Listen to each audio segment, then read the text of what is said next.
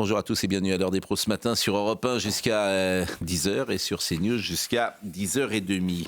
La séquence budget que nous vivons, sans d'ailleurs tout comprendre des subtilités institutionnelles, est un enfumage.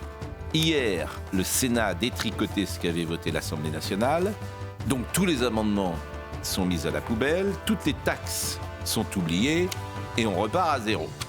Le travail du Parlement est un peu plus décrédibilisé, tous les commentaires entendus sont envolés, mais l'essentiel n'est pas là.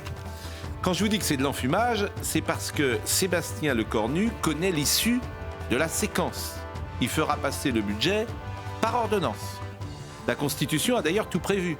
C'est l'article 47. Si le Parlement n'a pas voté le budget en 70 jours, le gouvernement peut activer l'ordonnance. Alors l'ordonnance, c'est quoi ?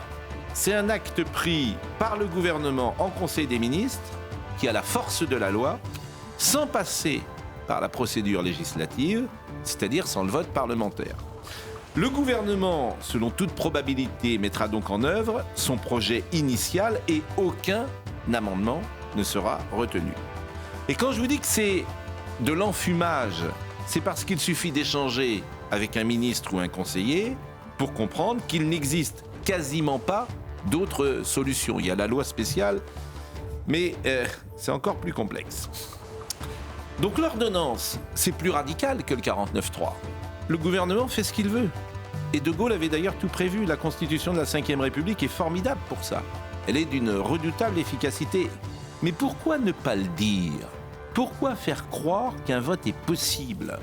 Que de temps perdu et aussi de mensonges, de faux semblants, de boniments. Bref, un résumé de la Macronie. Enfumage et bavardage sont les deux mamelles dont la France est alimentée.